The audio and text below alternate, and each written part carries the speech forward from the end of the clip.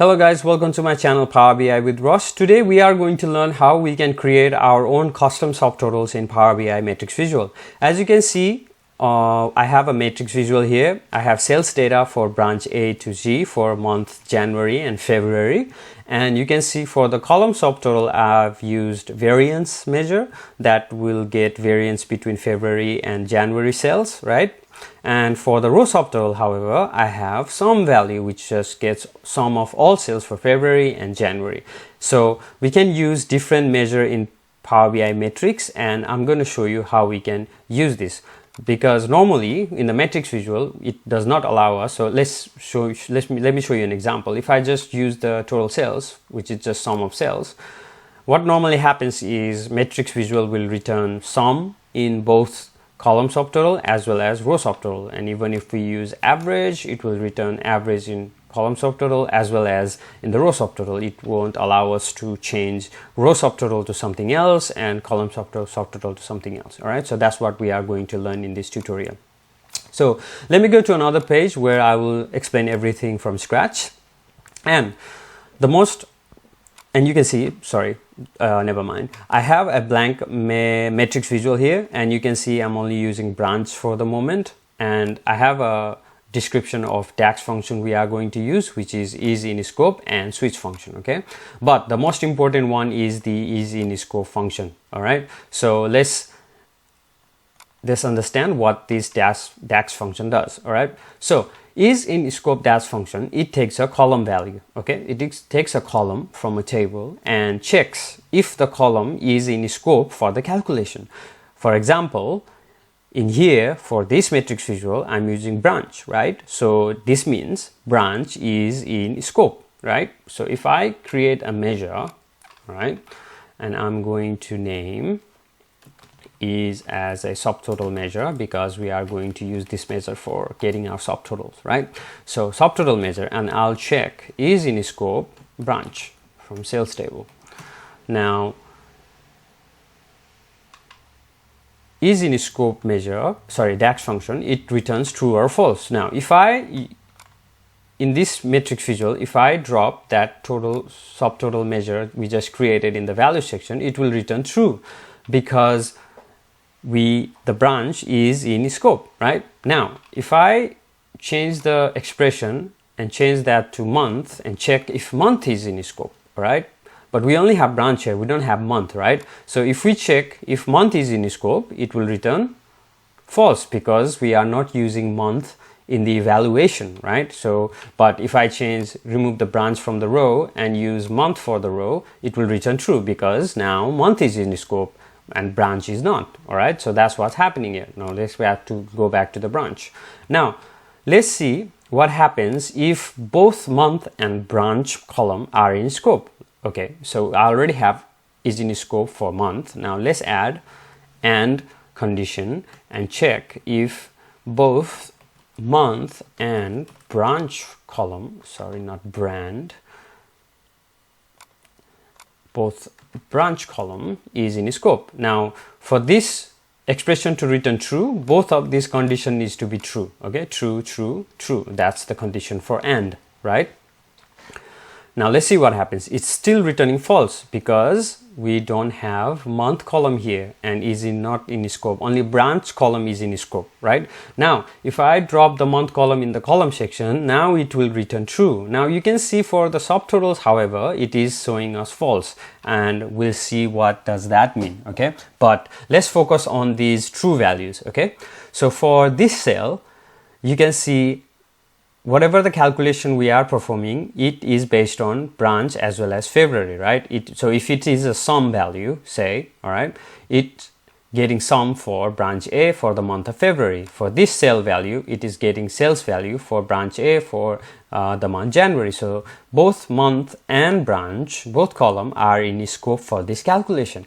But in the subtotal calculation, however, it is returning false. Why? Because this particular cell, let's say for branch A, it does not care about January or February, right? It is not getting anything for January. It is just getting all sum for branch A. Similarly, this one's getting all sum for branch B. So it does not matter. So the month columns is not in scope. right? And similarly for the row subtotal, it is returning false because this particular cell just gives us sum of all sales for month February. It does not care about anything like the branch, right? It is not affecting, it won't affect the calculation, right? So it is returning false, and this one's returning false as well. So that's what's happening here. Now I'm going to make, I know it is a bit confusing, and it is very confusing and very complex thing to explain as well for me. So let's just create a switch statement, all right, to make this easier. So if both month and branch column are in scope, then give me row and column, okay? Sorry, row and column value. It returns a text value, right, instead of true and false, so that it will be easier. So if it is only branch value is in scope, which is the row, so that row in here, right? So if it's only branch value is in scope, then return row, okay? And if only month value is in scope, then return month, okay? So sorry, return column, all right, col. So if both in scope, return row and column. If it's only branch is in scope, row. If it's only month, then column. And if neither branch nor month is in scope, then return none, okay? So let's see what happens in the matrix visual. Now that this makes much more sense, right? So this cell, both month and branch column is in scope, same with all of these other cells. For the column subtotal, only branch is in scope, so it is returning row, right? As you can see, only branch is in scope, so it's returning row. For the row subtotal, it's only month column is in scope, right? Because it does not care about branch, so that's why it is returning column.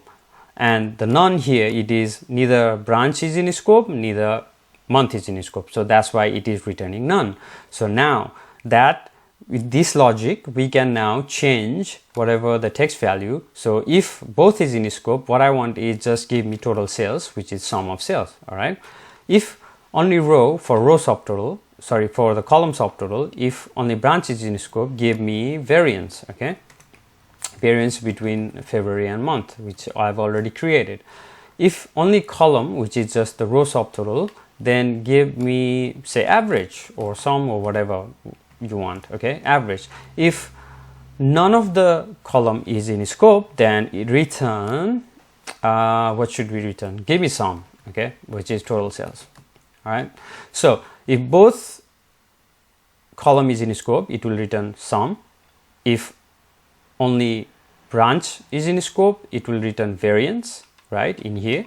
And if month is in scope, it will return average, which is our row subtotal. And if none of the condition is met, then it will return again sum. So let's see what happens.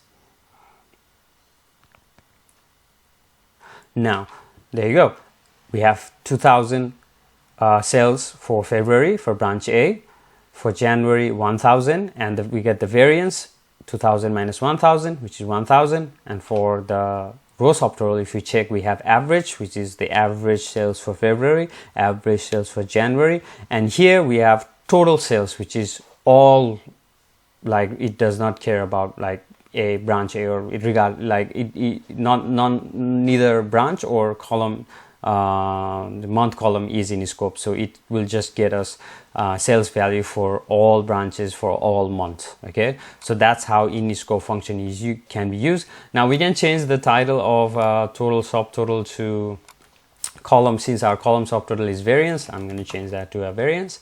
And let's go to change the row subtotal to sum, okay? Oh no, it's an average, okay?